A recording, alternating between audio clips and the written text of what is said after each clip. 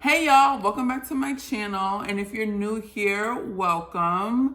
Honey, I'm gonna get right into it and reviewing the new KAYALI fragrance, Fleur Majesty Royale 31. Let's get into it. I've been hearing so many things or seeing so many things about this fragrance, and I just needed to tap in. Now y'all know I'm a KAYALI stan, honey, okay? I love me some KAYALI, but I'm gonna give my honest opinion and I wanna talk about a couple things, okay? First things first, this is not a first impression. I had to get into this fragrance so I can gather a couple of thoughts before I did this review because I really wanted it to be solid and I wanted to give it some time to really think about what I wanted to say. Let's get into the bottle first. So for me personally, I feel that KAYALI delivers when it comes to her aesthetic, right? Her bottles, her packaging. It's just something that's like just feminine and pretty and just classy about her packaging that I relate to. So I really love KAYALI's packaging. Obviously it's in the signature diamond bottle, but this ombre, honey, is doing it for me. Like just the little details I feel like make the biggest difference. My favorite color is purple, so I can always appreciate purple incorporated into things. And obviously the word Royale is in the title, so it makes sense to add purple to it because that's literally one of the meanings of purple. So this bottle is just super gorgeous. It's pretty, it's just beautiful. She lists the keynotes on the back of the bottle, so you already know what you're getting into. I know that there is a lot of opinions as far as the longevity of KAYALI's fragrances, but for me personally, they last. Like I am satisfied with the longevity of her fragrances. For this fragrance in particular, it faded on me a little bit, but some of her other ones that I own, like Yum Bougie Marshmallow, Sparkling Lychee, Eat and Juicy Apple, even Vanilla Candy Rock Sugar, I literally smell those all day on me. Like when I'm about to get in the shower at night, I still smell the fragrance. So I don't know why there's some differences as far as each bottle or each fragrance. I'm not educated on that piece, but for me personally, the longevity is there. And that's one of the things that I like about KAYALI's fragrances for me is that they last all day on me. I'm gonna go ahead and spray some more on my body so I can give you what my nose is picking up in the fragrance. I will say I don't gravitate towards floral fragrances. I'm really iffy because I don't want to be smelling like straight flowers. So I get a little iffy. I just be like, ooh, I gotta see. I was excited because it seemed like there was a good balance between the floral notes and the fruity notes. And then there's some musk in there. So I was like, okay, this one sounds promising. So let's get into it.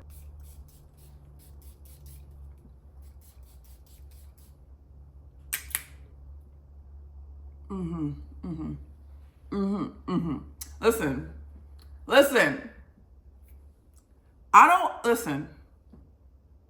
Listen. First things first, you get that rose. It hits you. It's pretty. It's soft.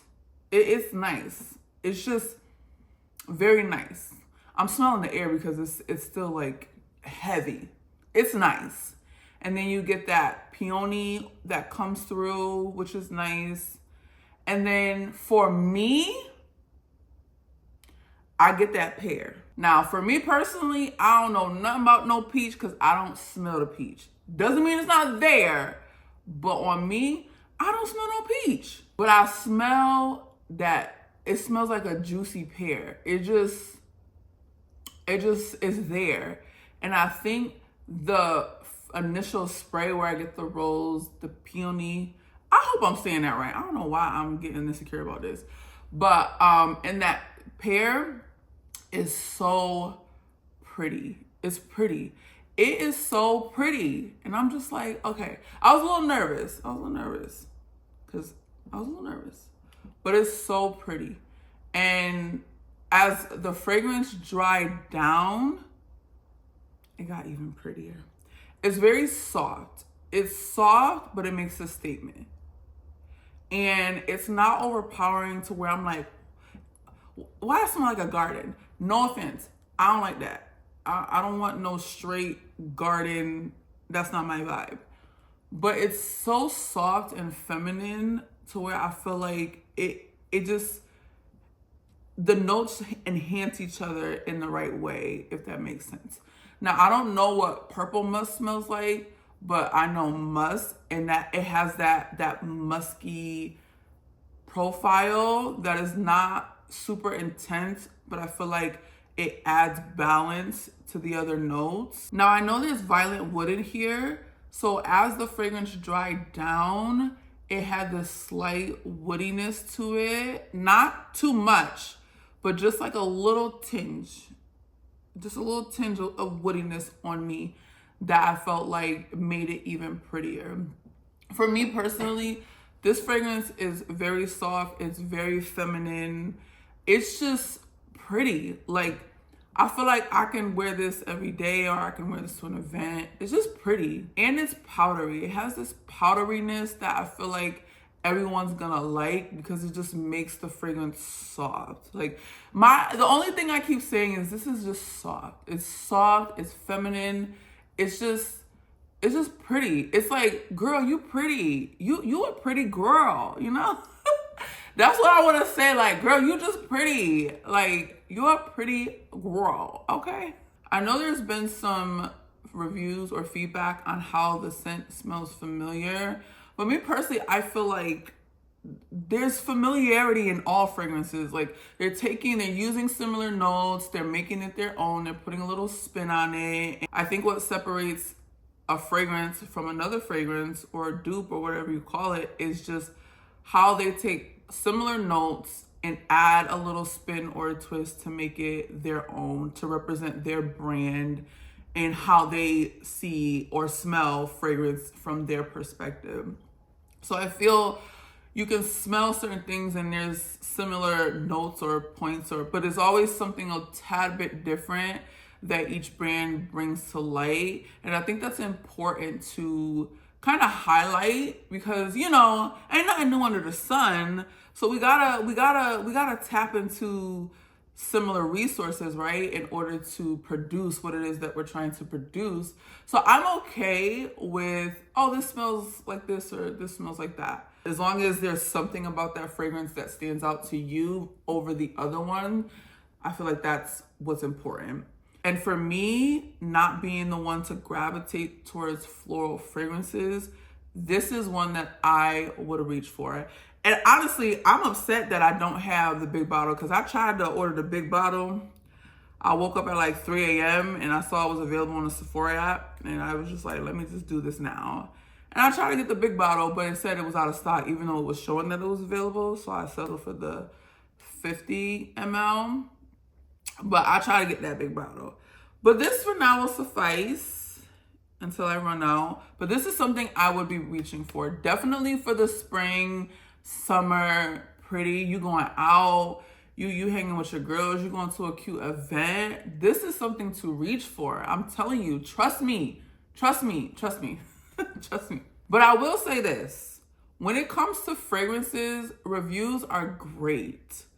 But because fragrances perform differently on each person's skin, you gotta go out there and spray it and test it out and try it for yourself to see if it's something that you like. It's difficult, I know, because you're like, I want to figure out if I should invest my hard-earned money on these products, but it's still something where you take the time out and you go to wherever you go to spray your fragrances or review your products and try it out. Try it out for yourself. Because I'm telling you, I have sprayed stuff in a bottle and I'm like, what is this? And then the minute I spray it on my skin and it just performs differently, and then I'll be like, oh, I'm convinced. Baby, wrap it up. I'm pulling out the card. I feel strongly that this perfume or fragrance is worth the coin. I bought it. I ain't hesitate. And if I don't like something, I'm going to say it. This one for me is not a miss. It's definitely a hit. And I really, really enjoyed this fragrance.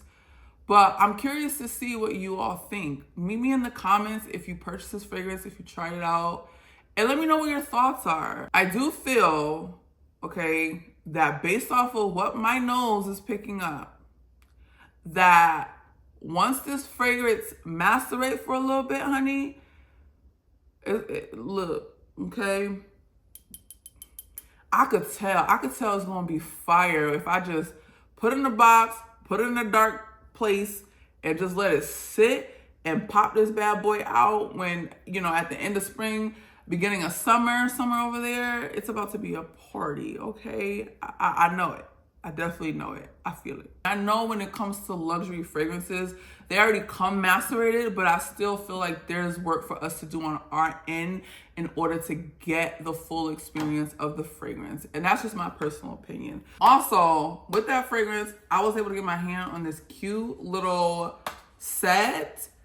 This came out around Valentine's Day, and I was trying to get it, and then it said sold out, and then it came back. So I was like, yes, it's such a cute little set. I ran out of my travel spray for the Yum Bougie Marshmallow, so I was like, I need another one. And it came with a Huda Beauty gloss, so I was super excited.